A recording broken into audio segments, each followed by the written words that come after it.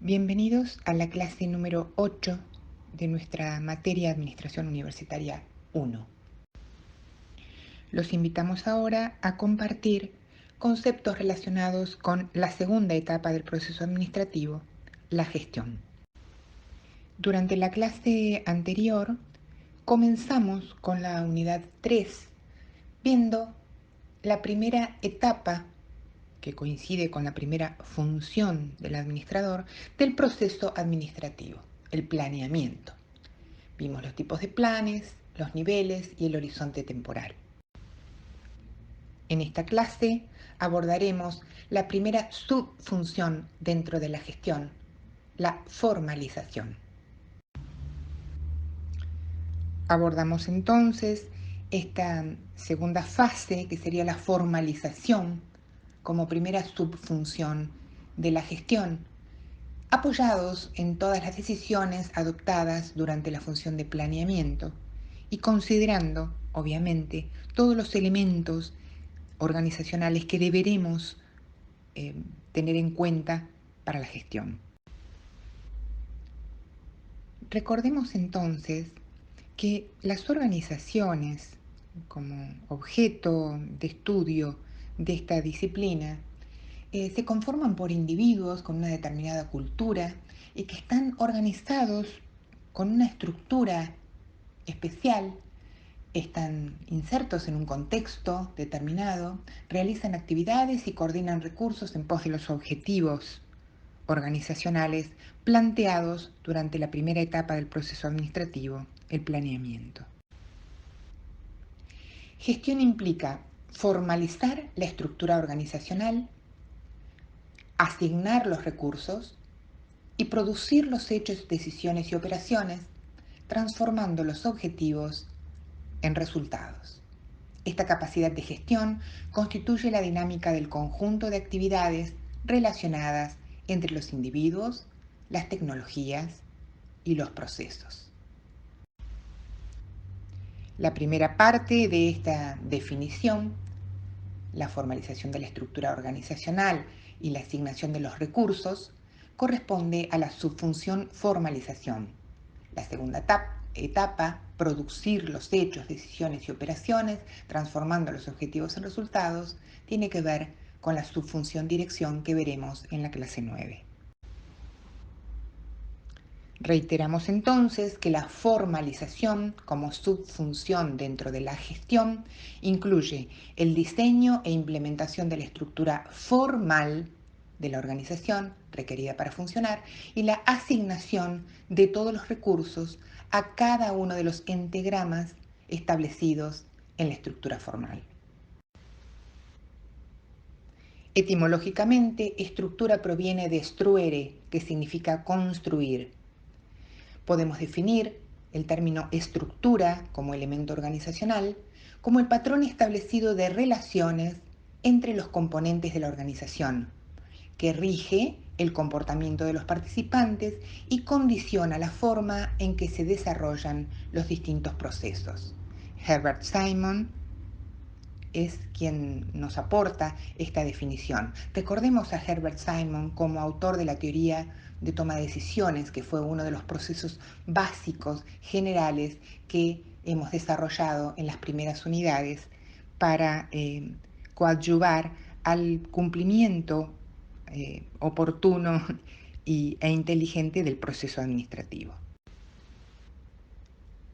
Donnelly, Gibson e Ivancevich definen a la estructura como la anatomía de una organización que proporciona las áreas dentro de las que debe funcionar. Por lo tanto, del mismo modo que la anatomía de un organismo vivo, la estructura de la organización actúa como un marco. La estructura organizacional, considerada en su totalidad, comprende la estructura formal, que es aquella que se basa en el conjunto de relaciones explicitadas por la dirección. Son relaciones deliberadas, construidas, definidas durante la formalización.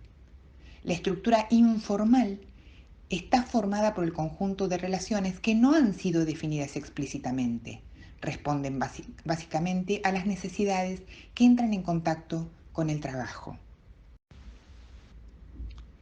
Ambas estructuras, la formal y la informal, conforman lo que denominamos estructura real de la organización.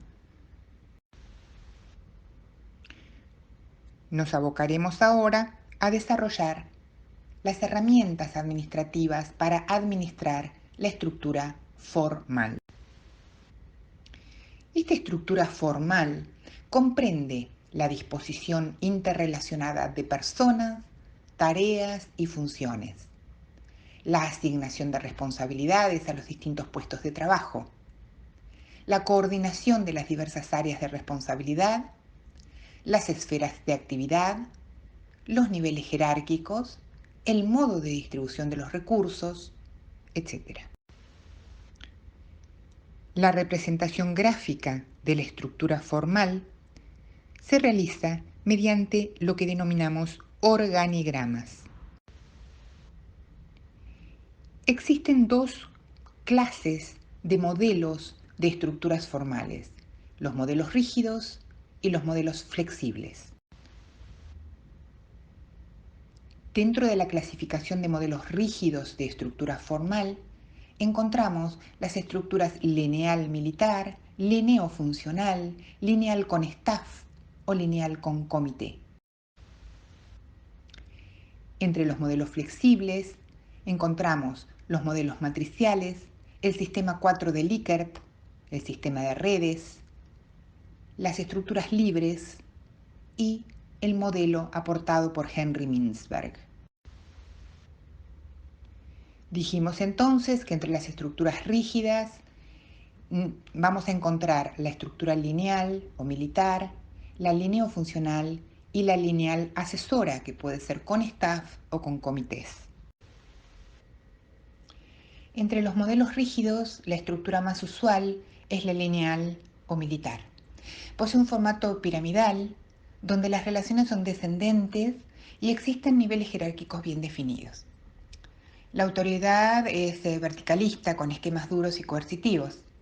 Se la conoce también con el nombre de militar por su uso en este tipo de organizaciones, que fueron las que le dieron origen.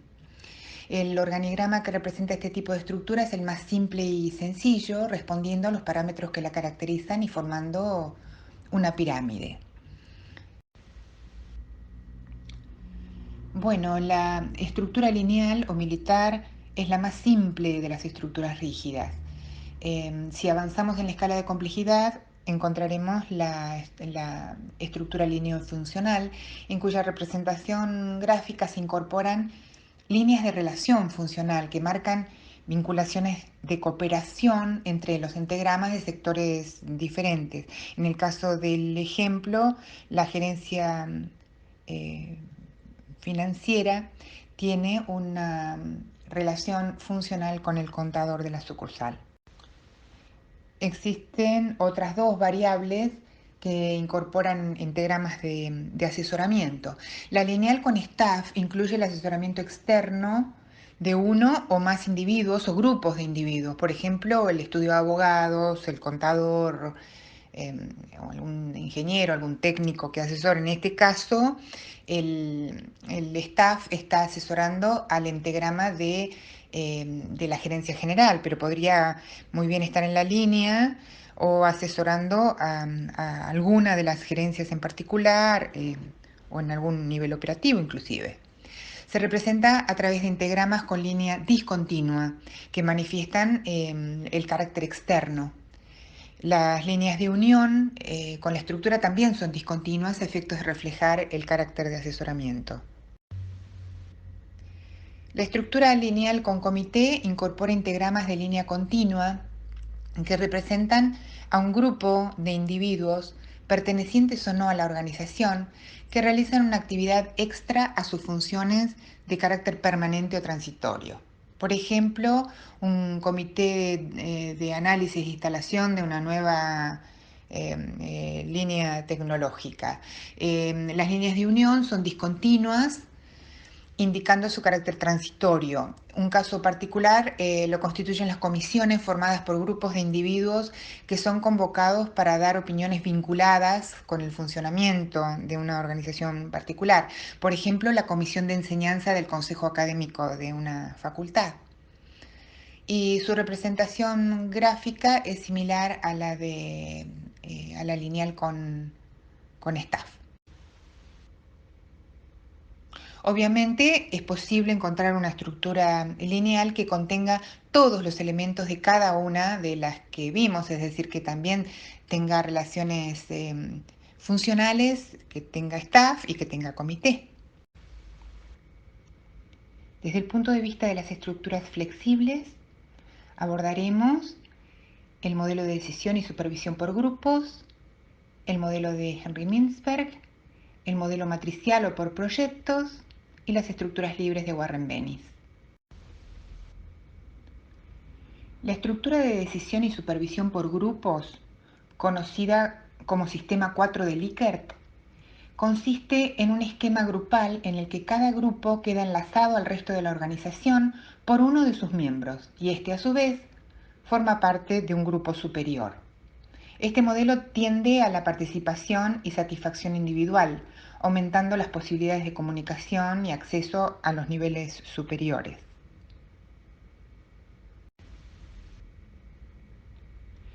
El autor Henry Mintzberg plantea el diseño de estructuras organizacionales a partir de lo que denomina la configuración, donde sostiene básicamente la necesidad de realizar una mirada integradora de todos los elementos necesarios para la construcción de la estructura. Según Mintzberg, existen 7 configuraciones básicas de estructuras. Bueno, las partes básicas de la organización, según Henry Mintzberg, son las siguientes: el lápiz estratégico, la línea intermedia, el núcleo de operaciones, la tecnoestructura y el personal de apoyo. Rodeando a todas estas partes básicas se halla la ideología del sistema. A medida que va creciendo la organización, incorpora la línea intermedia, conformada por mandos medios entre el núcleo operativo y el lápiz estratégico, completando la estructura básica. Cuanto más compleja es la organización, se van incorporando dos elementos complementarios, pero fuera de la estructura básica descripta. La tecnoestructura, que está compuesta por los analistas que colaboran técnicamente con la estructura básica, por ejemplo, quienes hacen investigaciones de mercados, y también el staff de apoyo, compuesto por unidades administrativas variadas como el personal de tesorería, etc. Decíamos que el último de los 6 elementos o partes básicas de la organización, según Mintzberg, tiene que ver con el elemento integrador de todos los mencionados, que es la ideología o la cultura, que abarca las tradiciones, las creencias. Es un elemento diferenciador del resto de las organizaciones, tal cual lo hemos visto cuando definíamos a cultura como elemento básico de las organizaciones. El aporte más importante de Mintzberg se refiere a la necesaria flexibilidad que deben aportar las estructuras en su imagen dinámica, por lo que propone la coordinación de los recursos a través de 6 mecanismos básicos de coordinación. Estos mecanismos de coordinación se apoyan en 2 preceptos fundamentales: la división del trabajo y la coordinación. No nos detendremos demasiado para analizar mecanismos básicos de coordinación. Con respecto a la división del trabajo, resultan esenciales la adaptación mutua, que es el mecanismo de coordinación básico entre 2 personas y se logra a través de la comunicación informal, y la supervisión directa, que suple a la adaptación mutua cuando la organización crece en número de personas. También hemos citado, dentro de los modelos flexibles, a la estructura matricial o por proyectos. En este caso se combinan la estructura básica por áreas y los diferentes proyectos que encara el sistema con una duración determinada y que demandará de la interrelación de todas o varias de esas áreas formales. Bueno, otra variante de la estructura matricial es cuando se definen áreas que van a brindar servicios de apoyo a las demás áreas organizacionales. La concepción es la misma, con la diferencia que en vez de tener proyectos, vamos a tener áreas que interactuarán con otras. Desde el punto de vista de las estructuras libres, en este caso no se adopta un modelo estructural previamente establecido, sino que la organización tiene que definir su propio modelo de estructura formal en función a sus particularidades. Esto no significa que la organización no posea estructura formal, sino que se va adaptando en función de su propia realidad. La mayor dificultad que presentan las estructuras libres de Warren Bennis se refiere a su imposibilidad de comparación con otros sistemas similares. Mencionaremos por último un tipo de estructura que está muy en boga y que todos entendemos, que son las redes. El modelo de redes genera una amplia flexibilidad e interconexión de todos los sectores en función a las exigencias del contexto. Se construyen a partir de la definición de dos ejes estructurales, el vertical, que vincula las actividades de soporte, con las operativas, y el horizontal, que vincula las actividades orientadas a los clientes. En todas estas estructuras formales, cualquiera fuese el modelo que utilizamos para su representación gráfica, encontramos una gerencia general en el lienio militar, un ápice estratégico en las estructuras flexibles de Mintzberg, pero en todos ellos existe algo, una herramienta implícita, que es la delegación. La delegación podemos definirla como el proceso por el cual una persona cede o deriva una o más funciones en otro, asignándole al mismo tiempo la responsabilidad que la función exige, así como la autoridad y los medios necesarios para que pueda cumplir con lo delegado. Si analizamos las estructuras verticalmente, encontramos a la descentralización, que es la tendencia a dispersar la toma de decisiones en la estructura organizacional.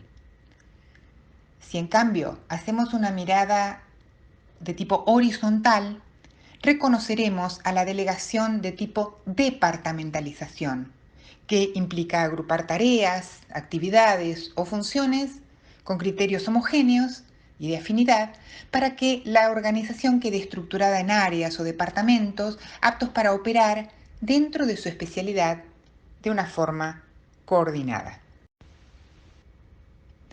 Dependiendo del tipo de organización, de la cantidad de individuos, de agentes organizacionales que trabajan en ella, dependiendo también del estilo de conducción organizacional, la estructura podrá ser más centralizada o más descentralizada. En cuanto a la departamentalización, tenemos diferentes modelos de agrupación de tareas, actividades o funciones homogéneas, como por ejemplo por tipo de clientes o por tipo de canal de distribución, por productos, por líneas de productos, por zonas geográficas o por sucursales, por funciones o por áreas, por procesos de producción, entre otros. A los fines de aclarar semánticamente algunos conceptos que pueden generar confusión, diremos que las funciones constituyen subsistemas dentro del sistema organización y se desagregan en otros subsistemas llamados actividades.